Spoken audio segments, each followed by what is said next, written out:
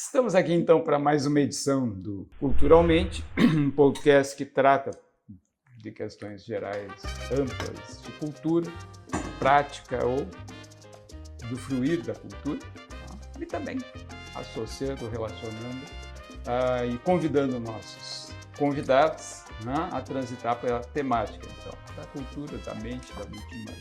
Eu sou Carlos Salgado. Eu sou Carla Bica. E nós estamos hoje com Marcelo Goldani, um amigão da gente que vai interagir aqui esse tempinho, né, Marcelo? Mais amigo do Salgado, né? Quer dizer, por causa do tempo, né? Temporalmente, primeiro meu amigo, atualmente amigo nosso. Então, Marcelo, primeiro, bem-vindo, obrigado, muito obrigado por ter dispor do teu tempo aqui nesse momento com a gente. E gostaria que tu desse uma ideia aqui para nós, quem é o Marcelo Zubaran Goldani? Bom, eu como o Salgado e a Carla sabe, eu sou médico também, né? Fiz medicina e tive a sorte, né, de conviver com pessoas muito legais durante a minha formação na faculdade, entre eles o Salgado. Nos tornamos bem amigos, muito amigos, né? E apesar de vivermos distantes, né? Eu passei muito tempo fora de Porto Alegre, voltei e depois de algum tempo, e a gente continua ainda amigo, muito próximo, se não próximo fisicamente, mas em termos de ideias, de espaço de discussão, né? De troca de opiniões, assim, a gente sempre esteve muito próximo, né? E continuando, de certa forma, a nossa vivência de há muito tempo também, né? Sempre foi mais ou menos com essa pegada, assim, com muita alegria, uma ironia gostosa da gente tá trocando, né? E sempre ligado em coisas importantes, né? Em termos de existência, né? De crítica, né? Do cotidiano, das coisas que acontecem no dia a dia, enfim. É uma parceria bacana, assim, que eu cultuo, gosto e, de certa forma, também espalho para todo mundo que o Salgado é meu amigo, né, que a Carla é minha amiga e tal. Isso aí me traz um certo prestígio também. Mas, Marcelo, para me adiantando um pouco, além de médico, além de pediatra, além de professor universitário, além de pai de 2 filhos, além, enfim, de tantas atribuições, né? Tu tens te metido, tens feito incursões literárias, me parece que no teatro e na prosa também. A gente deixou aqui em destaque, né, um produto desse teu interesse. Podia dar uma ideia para a gente? Como é que tu anda transitando por essas coisas, sem desconsiderar a condição, claro, da medicina, e tu vai falar dela com certeza. Então, eu tenho pensado muito sobre isso, né? A busca do significado da escrita, né? O Cristóvão Tesa, que para mim é o maior escritor vivo brasileiro, né? Mora em Curitiba, nasceu em Lages, catarinense, escreveu alguns livros sensacionais, né? O Professor, o Filho Único, né? Eu li esses 2, eu li mais um terceiro que não me lembro agora, Fotografia, um fotógrafo. E ele discute num livro muito legal sobre essa questão do propósito, né? No propósito da escrita, né? O objetivo, e não deixa muito claro, né? O que leva as pessoas a pegar e começar a escrever e colocar as coisas no papel ou na tela, né? Agora. E eu também fico pensando sobre isso, porque o que me leva a escrever, o que me levou a ir para o texto, né? Primeiro, eu acho que tem um apreço pela palavra, assim. Acho que a palavra para mim é uma coisa muito fascinante, assim. E a leitura também é uma coisa que me fascina também. Eu fico imaginando assim, quais são os mecanismos neurológicos, né, que levam e transformam uma palavra numa imagem, né, numa ideia. Não sei se é imagético essa transferência direta do texto para o cognitivo, né, para a cabeça do cara, né? Mas é uma coisa fascinante. Quando eu estou lendo, de repente, e acontece com todo mundo, tu entra na história, né? O troço começa a ter cor, começa a ter forma, e tu passa a participar, parece um cinema, né, que acontece dentro da tua cabeça. Assim, tipo, como é que acontece isso? Quais são os mecanismos, né, neurofisiológicos e aquilo lá se retroalimenta e dá um prazer impressionante, né? E isso eu fico pensando, isso me fascina, né? E ao mesmo tempo a palavra, tanto a questão etimológica, que eu acho legal, tal, mas o significado dela, onde ela entra no texto, como é que ela se comporta, né? Quais seriam as melhores palavras para dizer aquilo que tu está pensando, né? São mecanismos diferentes, pensar, ver e escrever, né? Eu penso um determinado texto, na hora de escrever, ele se transforma. Então, essa questão metodológica, de forma, de conteúdo, é uma coisa que me fascina, que eu tenho muita curiosidade, estudo um pouco, e talvez seja essa o mote, digamos, de primeira ordem que me empurre para o texto, né? A outra coisa é a qualidade, assim, né? Um certo compromisso de não escrever uma coisa muito ruim. Nem sempre a gente consegue, né? Teve um aluno meu que falou assim, mas escrever é muito difícil. Eu digo, não, pai, escrever é muito fácil. Difícil escrever bem, né? Então, esse certo compromisso com um texto um texto mais bacana, né? Mais cuidadoso, não, também me importa, né? Então, junta todas essas coisas, assim, né? Evidentemente que tem que ter imaginação, tem que ter um mote atrás disso aí tu coloca um monte de coisa, né? Coloca o que tu pensa sobre o mundo, sobre as pessoas, né? Coloca autocrítica, né? Como tu te coloca, né? Te posiciona entre as coisas e as pessoas, tal. E aí vai levando, né? Aí tem uma ideia, tal, pô, que legal, vamos explorar isso aqui, né? Vamos para frente, vamos dar uma certa forma nisso aí. Aí vai construindo, sabe? Eu vejo assim, né? E essa construção, agora tu começaste, me sugeriu que tem uma ideia, aí esse vamos é coletivo? Tu costuma interagir com alguém mais quando te surge ideia para algum texto? Não. É uma coisa interna? É interna, assim, né? Aí, de repente eu mostro assim, olha, eu escrevi isso aqui, aí a pessoa olha, mas tá uma porcaria e tal.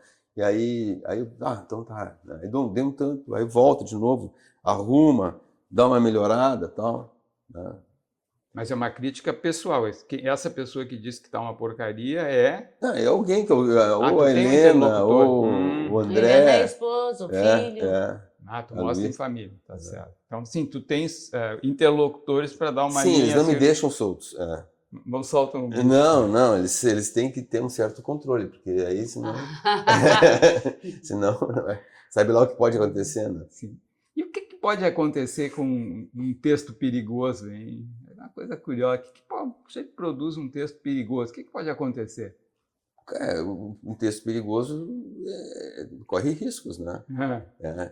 Que vai desde o ridículo ao assassinato, né? Então... O espectro de riscos, então, a vida literária é uma vida de risco. Sim, é interessante, né? Tem os caras que escrevem e são extremamente violentos, né? E tem alguns autores que são terrivelmente violentos. Pegar Hemingway, por exemplo, é um cara que estava sempre em conflito, né? Irado, né? Irado, tal. O Jarre, né? O cara que escreveu o Rei Ubu, ele acabou matando uma pessoa, né? na rua, né? Então tem o Eugene O'Neill também era um cara irracível, então, era um cara violento, tal, essas coisas todas. E tu quer dizer, né, a associação do cara mais plácido, mais tranquilo, que escreve e tal, isso não existe, né? Tem os caras que são... Tem Fernando Sabino também. Tem Fernando Sabino, tem tudo, né? Mas assim, não é um atestado de um cara reflexivo. De alguém muito são mentalmente. Não, tem os caras muito físicos também, né? E também eu acho que existe tem outros, né? O problema da confusão da extrapolar da literatura para a vida real, né? Também, assim como vai da vida real para a literatura, pode extrapolar da literatura para a vida. É evidente, né? Eu acho que são compartimentos que se comunicam, mas é como tudo é meio mais ou menos compartimentalizado, né? Trabalha dentro, eu sou pediatra, né? Dou aula na faculdade de medicina, em posto de saúde, né? E aquilo lá é o dia a dia, né? Mas de repente eu saio de lá, vou no cinema, ou vou escrever, vou fazer outra coisa, entendeu? E aquilo lá fica guardado ali naquele tá. É um outro compartimento, né? A parte do consultório está fechada, aqui é casa, tal, essas coisas, né? Não sei, acho que é E assim. as personagens não são muito intrusivas, né? Fico te imaginando lá no ambulatório, alunos, residentes, pacientes, familiares, e essas personagens não acabam invadindo a tua Cara, força literária? demais, cara. A gente é muito Isso eu acho poroso, muito, né? isso eu acho muito legal, que é assim, a gente vê muitos colegas médicos escrevendo. É. E aí eu penso, claro, nós somos psiquiatras, então nós temos essa atração pelas pessoas, né? Então a gente é o nosso mundo. Mas dá para ver assim, é um mundo muito rico em termos de personagens, porque a gente vive. E personagem é afeto, né? Afeto de todas as origens, né? Agora há pouco tempo, assim, eu atendo com o Renato Termioni lá, que é um cara top, assim, né? Um grande clínico, grande pessoa, né? E um cara muito comprometido com os pacientes dele. Então, a gente trabalha no Sistema Único de Saúde, assim, né? A gente tem uma ligação muito forte com os pacientes, com a comunidade ali, porque a nossa área é uma área de escrita, então a gente atende aqueles pacientes já há muito tempo. A área de abrangência daquela unidade Daquela sanitária. unidade. Então a gente conhece todas as crianças nos conhecem, né? Então é uma coisa muito próxima uma da outra. E aí outro dia chegou um cara lá, né, que resgatou uma criança numa situação muito conflituosa, tal, e disse: não, eu vou cuidar dessa criança. E aí ele conseguiu legalmente também ficar com a posse da criança, tal, e o cara disse: não, é meu filho agora. E ele sozinho, o cara solteiro, tal. E não, aí o Renato foi ver, assistir ele, discutir com eles, e ele sai do consultório chorando, né? E um cara que tem 70 anos de idade, né, 40 anos de profissão, e o cara saiu completamente. Se emocionou com o discurso do cara, com como o cara falou, né, a demonstração de afeto que ele tinha pela criança e tal. E tu vê assim, que é uma coisa surpreendente, né? Que tu está 40 anos trabalhando naquele lugar, enfrentando várias situações e ainda te toca, tem coisas que ainda te tocam legal, né? De maneira muito marcante, né? Sim. Né? A gente fica né? Surpreendido, né? Então é legal porque ainda há espaço para surpresa, ainda há espaço para o espanto, né? Então eu acho que isso é legal, né? Eu acho bacana isso. Quantas pessoas podem nos surpreender, né? Porque tu tá pensando, não, já estou há 40 anos aqui trabalhando nesse negócio. Não vou ver nada diferente. Nada diferente, tudo é mesmo. De repente vem um cara e te derruba. Digo, não, olha, há muito que ver, né? Muito que... Isso... Mas eu gostei da conexão. Personagem é afeto, personagem é emoção. Literatura é emoção, portanto. É evidente, né? Tu põe o texto, a palavra, ela é carregada de um monte de coisa, né? Evidentemente, assim, eu quando escrevo, assim, eu não faço também um movimento para colocar alguma coisa subentendida no texto, né? Os caras acham, eu não gosto muito desse troço, nas entrelinhas, né? Eu nem me toco com esse troço de entrelinhas, de subtexto. E a propósito, o que eu quero escrever está ali. E a propósito, o que tu queria dizer com elegância masculina? Elegância masculina, na verdade, para mim, esse livro basicamente eu coloquei como uma sátira, né? Pelo superficial, assim, né? Como as pessoas têm dificuldade de interagir de maneira mais contundente, mais forte, né? E verdadeira. Mais afetiva. Afetiva, enfim, e que se forram com uma série de outros movimentos e ao mesmo tempo entender que todos esses movimentos estéticos, né, eles teriam um profundo significado íntimo, né, psicológico, de construção de afeto também, né? Para pensar, por exemplo, a bela figura que eu falo aqui, né? Começa lá na Itália, no pós-guerra, que era uma reação à feiura, né, de um tempo, né, destruidor, tal. De repente um cara disse, não, para um pouquinho, né? Vamos olhar de maneira diferente toda essa realidade, vamos fazer uma coisa bonita, né? Vamos nos vestir melhor, vamos interagir com os outros de uma maneira mais elegante, né?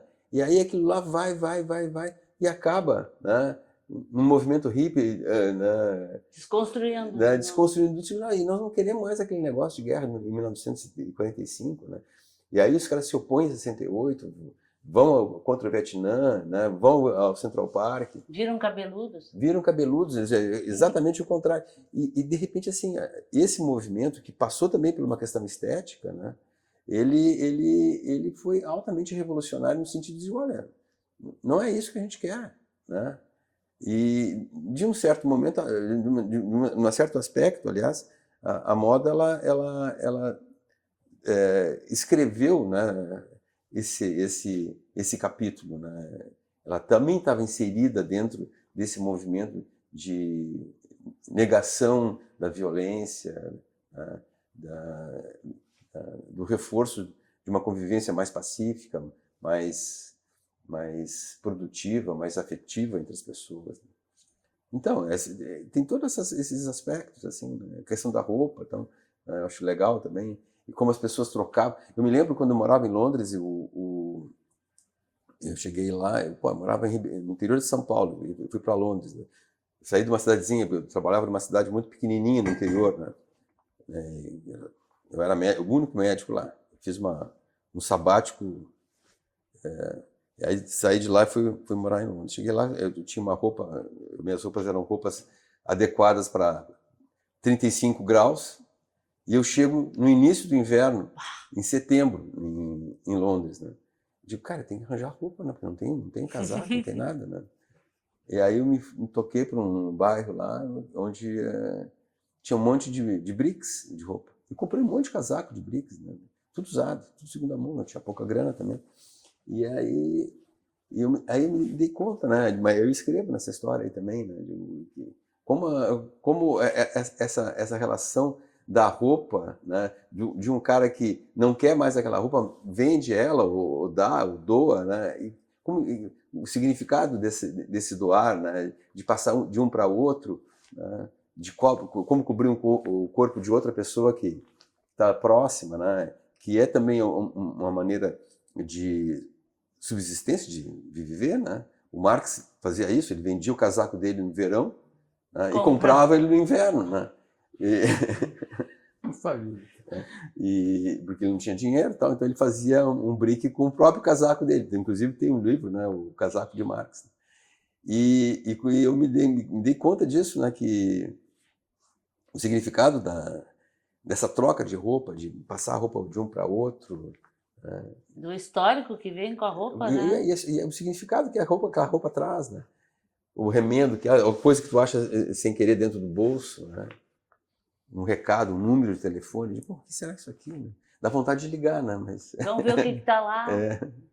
Sabe que agora me ocorreu uma associação meio boba, talvez, mas lembrei Marx e Groucho Marx, ou seja, a gente provoquei a falasse da ironia, né?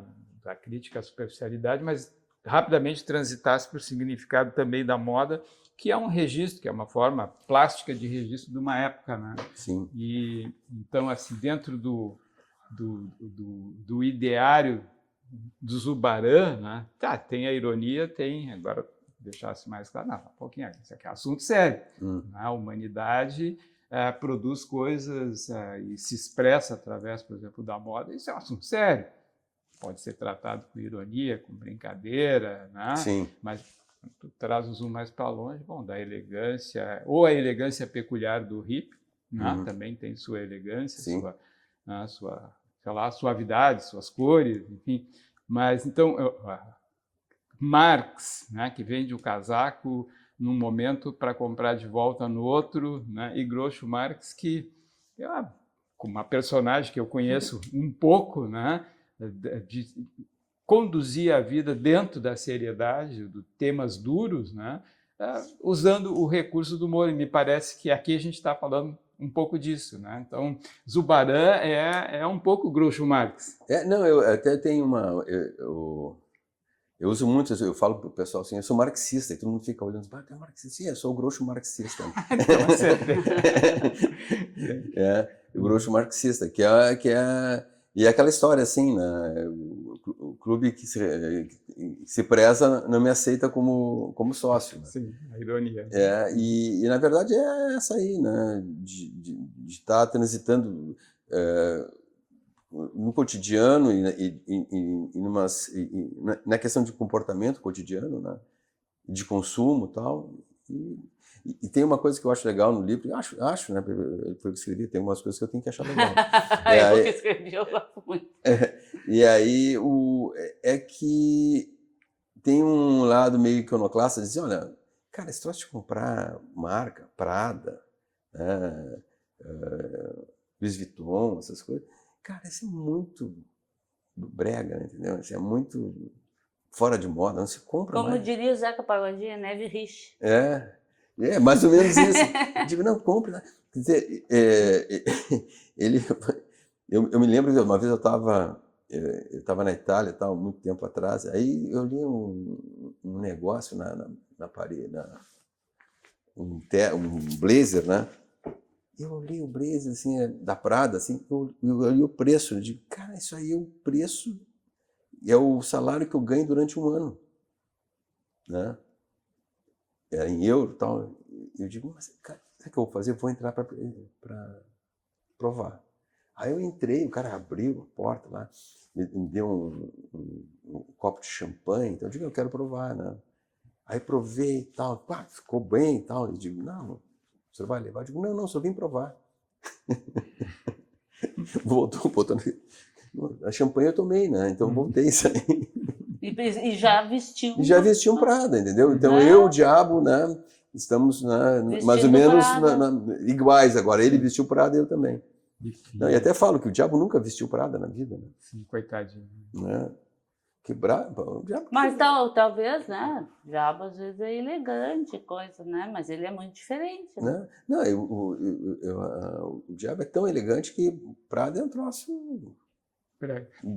Nem chega perto. Nem chega a brega. São os conceitos, né? E eu acho que é bem isso, assim, né? Eu imagino um cara lá que vive numa comunidade e que tu atendes SUS, é um professor universitário, conceito de humanidade, vida, de necessidade das pessoas que tu empaticamente convive, né? Porque senão tu não conseguiria trabalhar lá. E tem uma outra coisa será também. Será que a gente, não entendo esse conceito, mas será que a gente consegue gastar um salário de um ano, um casaco Prada? Eu acho que também, por essa nossa vivência, fica meio difícil. Eu acho que não, mas a ideia também é de colocar que, de certa forma, a sofisticação que ou os conceitos de sofisticação que tu constrói ao longo da tua vivência, eles são muito amplos, né? Que passa, como eu falei, pela utilização de uma palavra certa, né? Na capacidade de entender a sofisticação de um cara que está mais distante de ti, né? E também... Mas aí passa por outros conceitos, questão de respeito, de alteridade, né? E ver como as pessoas trabalham com... Eu me lembro que eu atendi o paciente sempre é uma referência para nós, né, Salgado? Porque é uma coisa que a gente está toda hora... E eu trabalhava nessa cidadezinha pequenininha lá no interior do Brasilzão profundo, assim, e eu atendia muita gente de parte rural, né? E tinha um pessoal que morava num sítio muito, muito, muito pobre, um pessoal muito, muito pobre, mas as crianças muito bem cuidadas, tal. E os caras pegavam peixe do rio, né? Comiam todos os alimentos da hortinha ali, né? A galinha era a galinha, e eram super bem nutridos, entendeu? Super bem cuidados as crianças, assim. Tipo, mas esses caras sabem viver, né? Sabem utilizar todos os recursos de maneira, no meu ponto de vista, de maneira muito sofisticada, né? Aí a sofisticação estaria relacionada com a capacidade de tu lidar com autonomia, né? De exercer a tua autonomia de maneira mais eficiente possível, né? Isso é uma certa sofisticação, né? E aí tem a ver com como eu me visto, né? Como eu me relaciono com as pessoas, né? Como eu ando no trânsito, como eu caminho na calçada. Então, essas coisas que a gente amplia, né? De elegância, mas não há elegância sem autonomia, né? E autonomia entendendo que é lidar com restrições, né? O cara autônomo não é um cara livre, né? Não, anarquista. Né? Ele é um cara constrangido, né? Ele tem uma série de constrangimentos que impede dele sair, né, fazendo loucura na vida. Ele não, eu tenho que obedecer uma série de regras, e à medida que eu lido com essas regras de maneira mais estratégica, né, de maneira mais estratégica possível, eu sou um cara, inclusive, mais elegante, porque eu consigo lidar com né, com essas relações de uma maneira muito mais produtiva, né? Tanto para mim quanto para as pessoas que me cercam. Aliás, um modelo desses, acho que é da vida do campo, né? Que vive restrições, e é preciso muita elegância, né, para lidar com as crueldades da natureza, chuva de mais, chuva de menos, por exemplo. Sim. Né?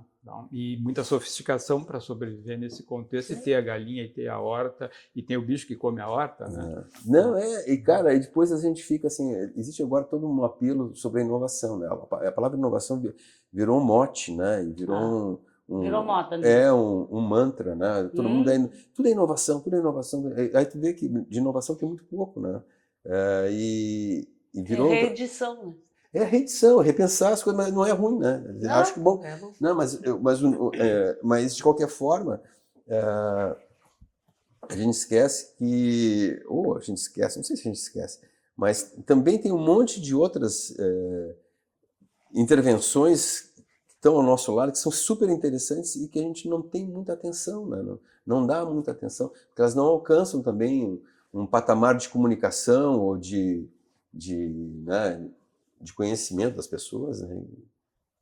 E passam lá, acontecendo, por de repente o cara está lidando com uma situação X lá, não sei aonde, né? E consegue resolver o problema de maneira criativa e tal. E a gente Isso é fantástico. E é né? fantástico, né? E a gente está muito ligado na formulação e também num processo, digamos assim, que não é um juízo sobre, né, isso, né, sempre ligado a uma questão da mais-valia. Eu tenho que ganhar algum dinheiro em cima disso. Né? Uhum. Só é bom se der para botar vários passos no meio que tem um valor econômico. Sim, né? tu tá discutindo também. Que tu comentasse agora uma coisa da sofisticação inusitada, né? Se a gente pensa na sobrevivência, que permite essa harmonia de uma família lá num sítio com suas limitações, mas tem o peixe do rio ou do riacho, tem a galinha que bem cuidada dá os ovos, enfim, e a horta. Me fez lembrar um tantinho, a propósito das nossas referências, né, que às vezes são nossos pacientes, um paciente sensível que no momento, agora, está vivendo, né, um treinamento, né, na área de saúde mental, e numa área que é curiosa, que é levar a atividade lúdica e artística para o ambiente psiquiátrico. Né? E a surpresa dele de encontrar lá um pintor, um sujeito com talento para pintura, que despertou a atenção dele. Você pinta coisas interessantes. Então, assim, num contraste, né, entre o doente mental como um sujeito que, né, alienado, que perdeu Sim. suas capacidades, e dentro das suas dificuldades, da sua doença, que leva aquele paciente a estar naquele ambiente, né, também a expressão artística, então a expressão plástica, no caso desse paciente, a pintura. Então, o que me faz transitar assim, para que serve para a saúde mental o cara escrever algo, se sujeitar à crítica da sua turminha ali em volta, falar sinceramente, mostra para um filho, mostra para a mulher, aceitar uma porcaria, mas escreve, né? E lançar isso. Para que serve para a saúde mental o Zubaran, né, se expor à crítica, lançar o seu livro? Para que serve isso do ponto de vista de saúde mental? Primeiro, assim, eu acho que tem uma carga de vaidade grande, né? Se sente certamente, você tem um livro, tal, não sei o quê. Então, tem esse componente também de, olha, conseguir organizar uma ideia, botar dentro de um texto, tal, e produzir isso aí, te faz bem. Eu eu curti, eu digo, que legal, consegui fazer isso aqui, me senti um certo, né? Consegui escrever um texto, não é o primeiro, mas é mais um, e isso, enfim, me fez bem, me senti bem em relação a isso. E ao mesmo tempo tinha essa ideia, né? Eu gostaria de sistematizar a ideia e tal. Eu tenho uma experiência literária, mas na parte técnica, né? Eu escrevi bastante artigos científicos, tal, essas coisas todas, né? Eu domino, de certa forma, a escrita, né? Apesar de ter escrito muito mais em inglês do que em português. Mas também escrevi em português, mas muito mais em inglês, né? E essa escrita científica, ela me trouxe alguns cacuetes, né, na escrita, né? Uma escrita mais direta, mais curta, né, mais breve, né, tentando mais sintética, né, de colocar a ideia num texto, uma ideia mais completa dentro de um texto mais enxuto, né? Então não sem muita enrolação, né? Extensão, melhor dizendo. E os meus autores prediletos, o Hemingway era mais um cara que eu gostava muito, né? Eu gosto de ler ainda. Era um cara que tinha mais ou menos esse texto também, um texto que eu achava legal, né? Não tinha muita extensão o texto dele, era muito conciso. E então tinha essa ideia de também transportar essa maneira de escrever, né? Esse estilo, para um texto pagão, digamos assim, né? Né? E eu gostei, mais nesse sentido de ter uma realização, fazer uma coisa diferente também. Uma coisa mais ainda enchendo tua paciência mais um pouco. E da onde vem essa verve, sei lá, essa tendência, essa inquietude? Tem uma biografia familiar, né? Tem pai, tem mãe, tem irmãos, né? Da onde vem essa disposição intelectual? Eu não sei, eu acho que meu pai era um cara que era uma pessoa assim muito, gostava muito de ler, assim, tinha uma biblioteca muito grande, né? Depois que ele morreu a gente fez 3 movimentos, né? Teve um movimento, cada um foi lá e pegou o que queria, né? Depois a gente doou para a universidade um monte de, nem sei quantos foram milhares de livros para a biblioteca da URGS, e o resto a gente vendeu, porque ninguém queria, estava aquele monte de livro em casa, a gente acabou vendendo, né? Mas ficou essa ideia do livro como algo importante, meio, né, referencial dentro da casa, assim, uma biblioteca grande, né, um cara que gostava muito de ler. E o pai ficou, depois ele lá com 86, ele morreu com... Ele começou a apresentar um quadro de demência e tal. E era interessante que o refúgio dele era ler. Então era um demente, um intelectual demente, um demente intelectual, né? Porque ele sentava na mesa e começava a ler o livro e tal. E a gente notava que ele lia 2 páginas e voltava 2 páginas. Ele lia de novo e voltava, e lia de novo, lia e voltava. Ele esquecia o que estava sendo... Perdia a ideia e voltava ali para ler de novo. Aí tu chegava para ele, ô pai, e aí, como é que está esse livro? Está gostando? Maravilhoso. Mas de que se trata, né? Dizia, maravilhoso, maravilhoso. E continuava, né? E passava a tarde inteira naquele vai e vem, né? Mas era uma prisão, digamos assim, né? Que ele era uma prisão conhecida. Confortável para ele, era um lugar assim que, é aqui que eu gosto de habitar, mesmo sendo muito restrito, né? Sem começo nem fim, né? Mas eu estou dentro da onde eu consigo viver uma certa sanidade ainda, eu consigo entender essas 2 páginas, esse espaço aqui é o espaço, infelizmente, que me limita, ele não se deu conta disso, né? Mas era o espaço que ele estava limitado. Mas era o espaço que ele sempre viveu, que ele sempre teve naquele lugar, né? É o conforto conhecido. Era o né? conforto conhecido dele, Um exatamente. espaço ainda da emoção, então, portanto, quando a gente volta ao início, né? Literatura Exatamente. é emoção. Não, e o prazer da leitura em si, né? Porque ele estava fazendo algo prazeroso, lendo, só lendo. Não, e era muito confortável, porque aí todo mundo ficava, mas ele está bem, né? Aí não precisava tomar remédio nem nada, né? Não precisa, porque o cara Estava harmônico. harmônico, entendeu? Ele perdia algumas funções, não sei o que mais, foi perdendo, né, cognição ao longo do tempo. Mas aquilo lá era uma coisa, digamos assim, era o último resquício que trazia ele, oferecia para ele uma certa sanidade. Então tem chance de tu ter herdado, de certa forma, esse gosto pela leitura, pela literatura, dos olhos do pai, então. Pode ser, né? Mas eu não sei, eu não acredito muito nessas coisas, assim, né? Eu acho que o que deu, talvez, que tenha acontecido, foi a convivência com várias pessoas, inclusive contigo, né? Com todos os meus amigos. Naquela época nós vivíamos muito um tempo mais, né, imaginário, né? Menos dia a dia, Menos assim, pragmático. menos pragmático. E não tinha celular na época. E não tinha celular, a gente ia muito a cinema, né? Nós íamos muito, nos encontrávamos no Brick da Redenção, né? Falávamos muito, nos encontrávamos muito, né? Íamos ao teatro, tal, essas coisas todas, né? Então era uma outra pegada, tal, e nunca era só assistir, né? Ou só ver, era uma discussão sobre isso antes, uma discussão depois, uma conversa. E não era com todo mundo, mas era com um grupo bem interessante de gente, né? Era eu, o Júlio, Salgado, Salomão, mais um monte de gente que era um grupo legal né? que estendia o assunto, né? Não ficava preso só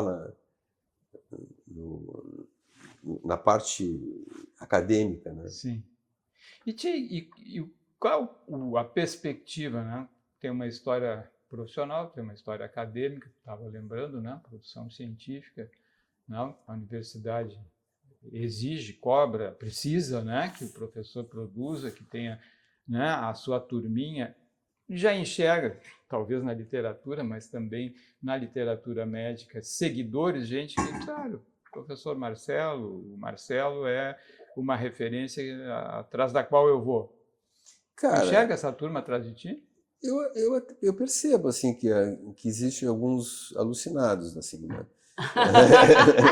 Não, porque eu estava pensando assim, estava vendo agora, né? Vendo agora não, eu já orientei em termos de mestrado, doutorado, iniciação científica, pós-doutorado, quase 100 pessoas, né? Então, que habitaram, tem gente no Canadá, tem gente na Suíça, tem gente na França, tem gente em São Paulo, tem gente em todo lugar, né? Que foram meus alunos, né?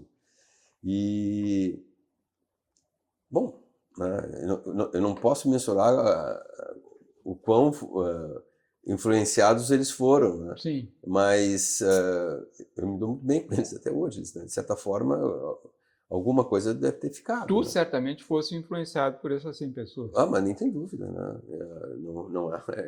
É multidirecional a coisa, né? As coisas, e até hoje, né? Tem pessoas que tipo, que legal, né? Aprendi tanto briguei com alguns também, né? Então, faz parte, né? Mas nunca uma briga assim visceral, assim, nada muito importante. Mas fora pessoas, né? Tem até aluno de graduação que de repente passa por tipo, né, uma maneira mais efêmera, assim, mais rápida e tal.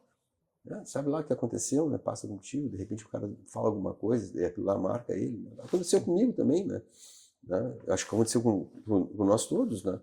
De repente tu tá numa aula lá, o cara fala uma coisa, porra, que coisa bacana isso, eu não tinha me dado conta e tal. E aquilo lá tu vai carregar pro resto da tua vida, né? E às vezes até muitos dos professores da gente, os professores em geral, não têm uma noção clara do peso dessa palavra, né? Não. Porque às vezes um professor mudou a vida da gente com uma frase, um jeito que atendeu um paciente, um jeito... Exatamente. E mudou a vida da gente, talvez ele não tenha a dimensão dessa... Eu acho que as duas coisas, ele estava lá na hora certa, né? Nós estávamos prontos para ser mudados e de repente o cara foi lá e tacou o dedo no ponto certo, né? A gente estava precisando daquela frase e a frase veio. Né? Chegou na hora. Chegou na hora, né? Aconteceu comigo, eu acho que certamente aconteceu com vocês, né? Sim, com certeza. Então, e tem a ver com o livro. Às vezes o cara lê um livro assim, eu estou lendo um livro agora que eu acho interessante. Eu gosto muito do Michel Houellebecq, né? Eu completamente alucinado no texto. Estou lendo A Plataforma, não sei se vocês chegaram ali. Não. Muito louco. O livro chama-se A A Plataforma. Plataforma.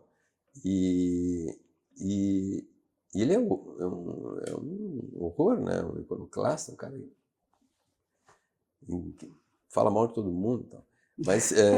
Mas ele é um cara genial, né? O cara escreve super bem e tem algumas frases fantásticas, né? E o cara falou, porra, não tinha me dado conta disso, entendeu? Então isso é legal, né? De ter ainda uma capacidade de se surpreender, né? Estar aberto a surpresa é bacana, né? É o que vocês estão fazendo aqui, né? Isso aqui é meio um divertimento hiperbólico, né? Vocês põem o cara aqui e aí, pá, vou me divertir com esse sujeito, entendeu? E mais, Marcelo, assim, eu acho que como outras relações, ela tem as duas vias, tem os dois sentidos, né? Então, nós desejamos trazer pessoas aqui para que elas se divirtam e saiam, né? E depois possam, né, assistir lá o podcast e se divertir com isso, né? Então, a ideia é do culturalmente, né, que ele seja também um divertidamente, né, que, né, mantenha... Mas esse nome já está patenteado. Né? Mas o sentido é esse, né? É uma interação que nos divirta, que eventualmente possa ser compartilhada, né, com quem está lá do outro lado, né? Poder ter a mesma vivência. Mas eu estou insistindo na coisa biográfica, né? Saltando aqui, né? Então, um cara que gosta de bicicleta. Desde pequeno. Para que serve a maldita bicicleta? Cara, tu sabe que agora tem ciclovia atrapalhando o trânsito, aí deixando as ruas mais estreitas. Para que serve essa porcaria desse negócio que é a bicicleta? Para poupar Uber, né? Economizar. Economiza o Uber, né? Não, eu sempre fui, eu andei de bicicleta, assim, eu ia para a escola, quando eu estudava no Júlio, eu ia de bicicleta também. E aí continuei indo para a faculdade de bicicleta e fui indo, né? Enfim, eu gosto também, bicicleta para mim, eu gosto de andar sozinho, né? E é um momento que de muito de autodiálogo, assim, do diálogo interno, assim. Eu estou pedalando e estou pensando, estou atento, né, com o trânsito, com o carro, com buzina, né, e ao mesmo tempo pensando, assim, tá sozinho me faz bem, assim. Então é um momento, uma linguagem meio, sei lá como é que a gente pode chamar, enfim, um palpite, é um momento zen. Para mim um palpite, é zen, né? É um período solitário, assim, né? Porque aí tu tá longe a minha família é muito nuclear, é pequena, né? Nós somos 4, a família, né? Eu, meus filhos, né? A Helena, e a gente é muito próximo, né? Então toda hora a gente tá junto, né? Os guris, a Luísa e o André não moram mais com a gente há muito tempo, tal. Mas eles vão lá todo dia, vão almoçar, e fim de semana a gente tá junto, entendeu? Pá, eu adoro isso, curto demais, né? E eu e a Helena, a gente cultua muito esse estar juntos, né? Então, a gente faz comida de novo, a gente faz, né, a gente chama para isso, chama para aquilo, sempre tem alguma coisa em casa, viaja junto. Mas ao mesmo tempo também tem essa necessidade de olha, para um pouquinho, vou ficar aqui no meu espaço. Tá? É que eu lembrei agora da tua família, frequentei a casa da tua família, lá dos teus pais, e já sentia a época, né, esse ímã, né? E esses dias cruzei com tua mãe no lançamento, né, do livro. Sim. E ela me fez relembrar isso. Olha, aparece lá, vai lá, vem cá, né? Então, acho que é uma característica mesmo da cultura familiar de vocês, Sim. Né? Essa disposição de trazer as pessoas para junto. Sim. Né? Casa cheia. Sempre casa cheia. Então, até, digamos assim, um contraponto, né? Não uma folga, mas um contraponto é ficar sozinho um pouco de vez em quando, né? E isso é legal também. E É a bicicleta solitude, ajuda. né? Tá Falasse que desde criança, né? Eu também tenho a mesma experiência desde, acho que 9 anos. Né? Comecei a usar óculos, acho que já estava pedalando. Aham. Né? E nunca abandonei a bicicleta até hoje. Tinha a moto, bicicleta. né? Eu me lembro uma vez, eu e tu de moto, me deu uma carona para casa de moto, enlouquecido. Cara, e nós não tínhamos capacete na época, Não né? se usava. Não se usava capacete. Eu, pai, eu andando de salgado de moto. Então vocês são sobreviventes, então. Eu nem Também. tenho dúvida. Então, eu tive 2 motos e acho muito perigoso, fascinante, mas não perigoso. Bicicleta é perigoso também, especialmente Muito. para idosos. Né? Muito, muito. Às vezes eu me pego descendo aqui. Não, mas aí é bem uma idoso, lomba. é para ti, né? Salgado, eu sou jovem. Muito mais jovem. Mas aí me dou conta, se eu cair aqui, vai ter que juntar com vassoura e uma pazinha, né? Porque vai quebrar tudo. Exatamente o que eu sinto, mas aqui acontece, tu pedala diferente também. Já não é mais aquele audaz que tu era antigamente. Não, nunca mais. Tu anda muito devagarito. Devagarito. Tal. Apesar que eu tenho bicicleta de corrida e ando que nem um louco de vez em quando. Às vezes quando solta a Eu franga. solto. Eu faço, fim de semana eu faço uns longão, assim, aí pego umas descidas, tipo, agora vai. Né? E o pior é que é bom, né? Pior é que é bom, né? Dá uma adrenalina do cacete. Bom, mas enfim, ou sem chegar ao fim ainda, né? Tu falasse de passagem também em teatro. Né? Uhum. Teatro escrito ou teatro? Ele falou em teatro porque ele falou do Júlio Conte, nosso colega querido, né? Enfiado no teatro até o pescoço e um pouco mais. Né? E me parece que tu andaste transitando pela literatura, por texto teatral também, correto? A gente escreveu, eu e ele, uma peça. Foi uma experiência muito legal, né? Conviver com esse lado criativo do Júlio, né? O Júlio é um cara brilhante, né? Um cara fora da curva total. Né? E foi bacana, cara, porque eu tinha lido um livro há muito tempo, tá, do Pedro Redondi, né? Que era Galileu Herético, né? E que eu li esse livro de, porra, mas que história legal, tal, né? E mostrando, o cara foi lá nos arquivos secretos do Vaticano. Já foi no Vaticano? Não? Recentemente. Tem uma seta escrita assim, arquivos secretos do Vaticano. Eu digo, pô, mas isso é secreto? Por que tem essa seta? É secretamente anunciado. Justamente. Eu fiquei assim, pô, já não é mais secreto. Para mim já não é mais secreto, acho que para ninguém mais é secreto. E aí ele foi lá, pegou todos os documentos do processo e estudou aquilo lá e depois escreveu o livro mostrando, olha, não tem nada a ver com helicentrismo, não tem nada a ver com... É da outra pegada. Né? E depois, mais tarde,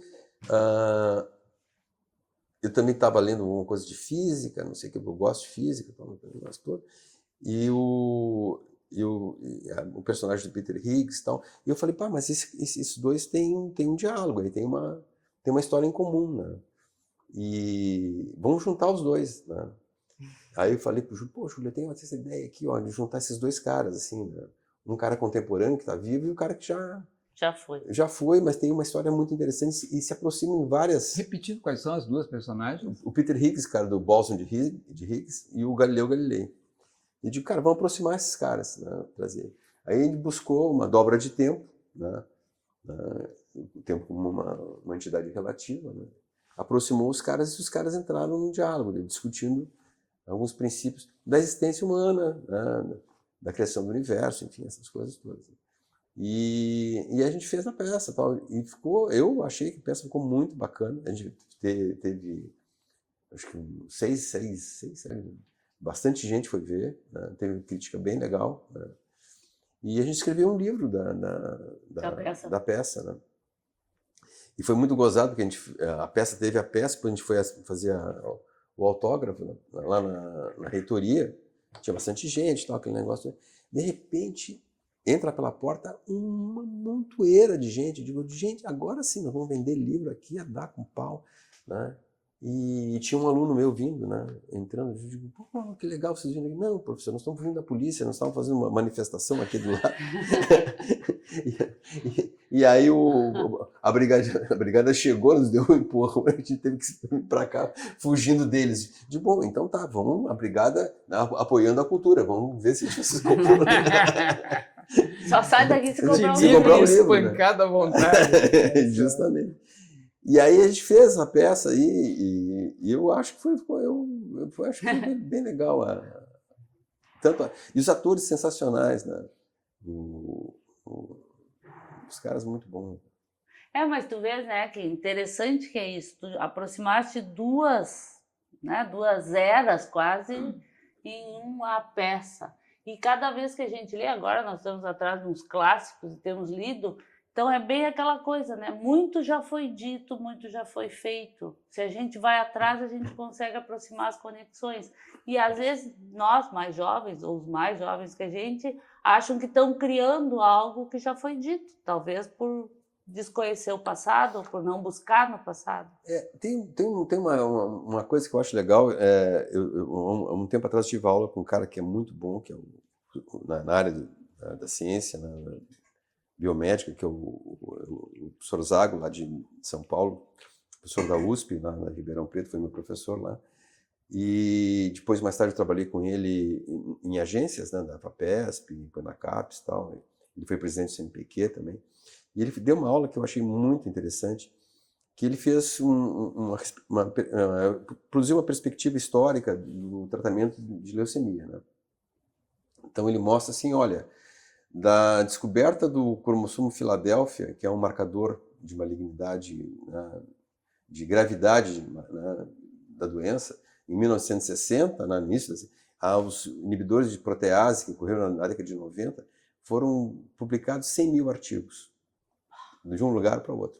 E ele assim, ó, essa ponte poderia ser completada apenas com 100 artigos, mas foram publicados, né, 100 mil. Né? E aí ele disse, mas foi necessário isso? Ele disse, claro, foi necessário, entendeu? Porque a ciência não é uma coisa linear, entendeu? As pessoas têm que repetir, reforçar conceitos, ampliar conceitos, qualificar esses conceitos. Isso acontece cotidianamente, entendeu? As coisas são sequências, né? E muitas vezes a gente volta, né, e refaz aquilo novamente, vê que deu certo, anda mais um pouquinho, volta novamente, aí vai indo, né? Essa ideia de um progresso linear, imparável, né, não funciona desse jeito. Não parece ser muito humano. Né? A ideia é sempre estar repensando aquilo que tu fez, acrescentando e criticando aquilo que está sendo feito, acrescentar mais alguma coisa, mais algum detalhe sobre aquele aspecto, e a partir daí tu avançar. E avançar lentamente. A gente tem a impressão que é muito rápido, e é muito rápido. Né? Mas parece que eu vejo com o tempo. Será que não é assim? Bom, talvez tu até entendas melhor isso do que eu, né? Parece que quando eu, adolescente, eu achava que faria grandes descobertas, mas com o passar da idade, eu vejo que a gente pode botar uma coisinha nesse caminho, mas... Exatamente. Cara, que a nossa passagem é muito fugaz, né? Então, essa tendência de fazer, né, de se tornar um cara que faça alguma coisa significativa para a humanidade sempre passa na cabeça de alguém, né? Mas é uma certa tolice, né? Mas não for por vaidade. Né?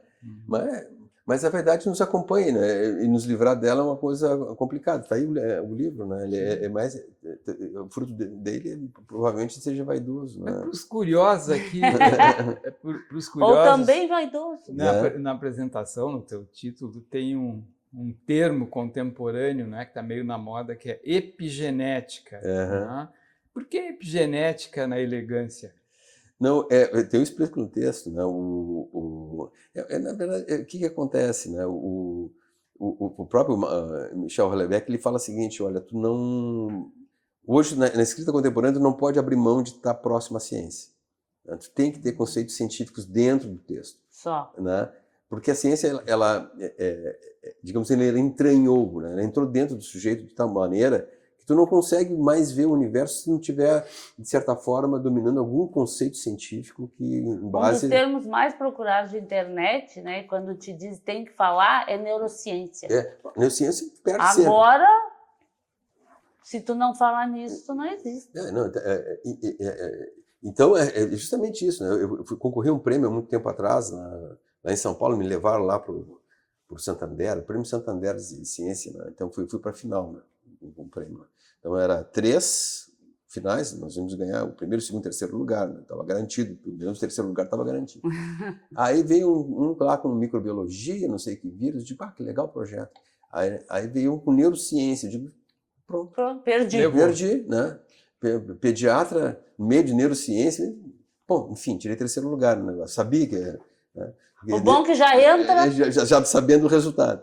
Mas é justamente isso, a ideia de colocar o epigenético, primeiro introduziu o conceito de epigenética, né? De maneira mais burlesca, aí, né?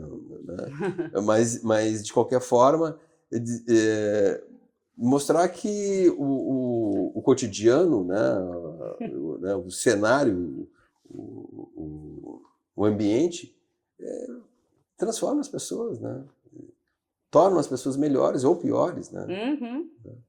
E tem um troço legal, né? Que a gente também vive dentro de um espaço muito determinista, né? O cara é mais ou menos o que tu falou, não, porque os teus pais são assim, tu vai ser assim desse jeito, né? Ou então, tu nasceu pobre, a pobreza não saiu de ti, continua, né? O cara ficou rico, mas a pobreza não saiu dele. Tem todo esse discurso, né? Que é um discurso falso. Porque a gente acredita, não, é uma janela, né? E nessa janela vai impregnar o cara de influências e transformar ele, o DNA dele vai ser diferente, não sei o quê, e ele vai ter um padrão de vida, um padrão de saúde e doença que vai ao longo da vida. Isso é uma hipótese, uma teoria muito forte hoje em dia, né? Se eu alimentar bem uma criança, se der todas as condições dela, ele vai ser um adulto saudável, enfim. Né? A gente chama de DORAD, né? Que é a origem desenvolvimentista da saúde e da doença, os caras digam. Mas a gente publicou uma série de artigos mostrando que, olha, não é bem assim. Né? Pode fazer transições ao longo da tua vida, mesmo depois de adulto e depois de velho, tanto para um lado quanto para o outro. Tu pode se tornar, de um estúpido, um cara esclarecido e o vice-versa, um esclarecido um cara estúpido. Isso depende das experiências das e como intervenientes, né? E aí encaixa todo um papel do terapeuta também, né? Da intervenção. Da intervenção, tem um cara que está lá e trabalhando para mudar, digamos assim, um destino que, de certa forma, ou foi tratado de maneira, não sei se errônea, mas uma maneira... Não adaptativa. Adaptativa, esse cara não vai ter mais jeito na vida, porque já nasceu torto, entendeu? Aí vem o Salgado, vem a Carla e diz, não, para um pouquinho, dá para dar jeito. Né? Eu consigo modificar esse tipo de coisa. Né? Nesse sentido, eu gostei do teu exemplo, né, de harmonia, né, de uma família num ambiente supostamente precário, à beira de um rio, de um riacho, pescando, criando galinha, comendo da horta, e tu diz, não, isso aqui é uma situação muito sofisticada, em que essas crianças têm uma nutrição adequada e estão harmônicas com a natureza, digamos, eu estou acrescentando por minha conta. Então, qual a intervenção a ser feita? Provavelmente mínima, né? Não sei lá qual é que foi a Não, a minha qual a intervenção? Não atrapalhar, né? Perfeito. Às vezes é só isso. Não, é uma coisa que eu tenho como objeto lá, né? Digo, olha, eu ensino os caras a não atrapalhar. Né? Quanto menos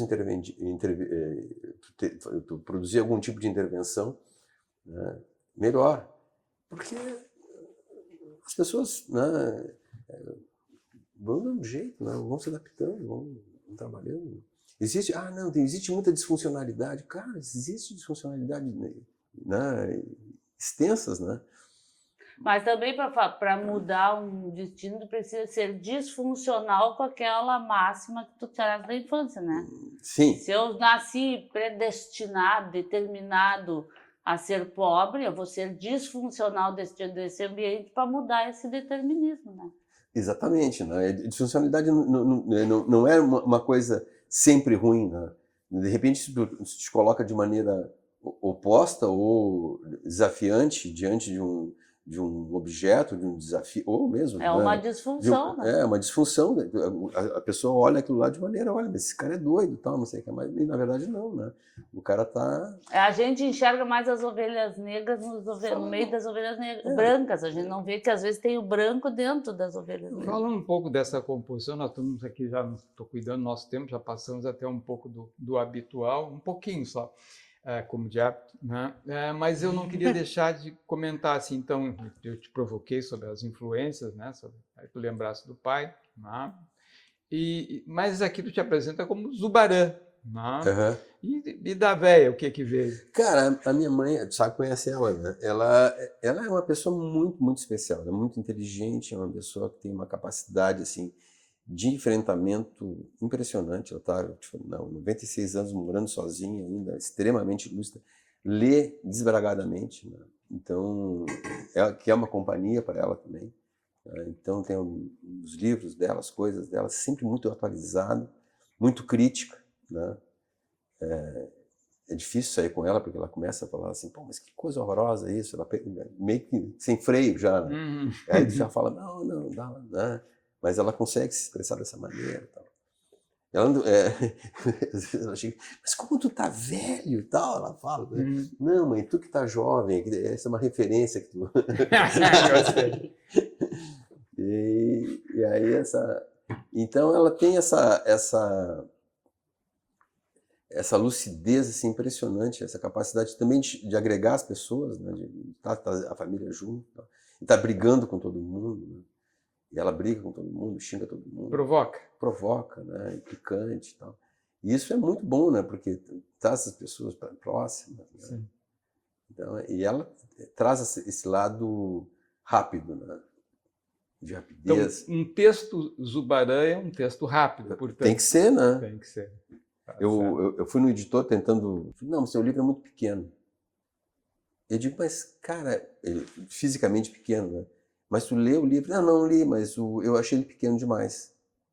Tipo, mas eu falei, mas esse é uma virtude do livro, porque ninguém quer ler livro grande. Todo mundo Ainda quer ler... mais atualmente. né? Todo mundo quer ser rápido. Eu fiz o mais rápido que eu pude fazer o livro. Entendeu? E isso eu acho que ficou legal, porque ficou curto mesmo. E seduzisse o editor, então. Não, aí troquei. Trocou de editor. Ele não estava preparado para ti. Não estava preparado para o texto, né? E aí, ele não leu, né? Então, aí o outro leu, disse, não, esse livro aqui dá para ajeitar, né? E eu não estava com mais saco de escrever sobre o assunto também, né? Cheguei uma hora, demorei uns 3 anos para escrever o livro. Que eu li bastante também, pesquisei bastante, né? O outro também, a peça eu tinha... Cara, eu fui no CERN, fui para a Suíça visitar o CERN. Eu digo, não, que eu tenho que ir lá ver como é que funciona essa coisa. E aí fui lá, onde foi anunciado, né, confirmado a presença, a existência do bóson, né, de Higgs, né, Pô. Bacana. Uma experiência mais ampla do que meramente escrever, que já é em si tão desafiante. Então, para produzir um texto tem pesquisa. Né? Tem a pesquisa, mas também tem a maturidade do texto, que é isso que tu está dizendo, né? Cara, a maturidade é aquela história, não sei se tem, né? Ou qual é o grau que ela deve ter, né? Tem, né? Mas o grau depende, né? Aí está submetido à crítica, como o Salgado falou, tu te expôs, né? E aí as pessoas dizem, olha, realmente é uma merda, né? Então... Concordo contigo. E aí tu passa pelo ridículo. Os caras olham, olha, foi aquele cara que escreveu aquela porcaria lá, ó, tá? Né? Mas botou a cara pra bater, né? A vaidade... Até para poder dizer que é ruim, né? Até para dizer que é ruim. Não, eu acho que né? Só quem leu.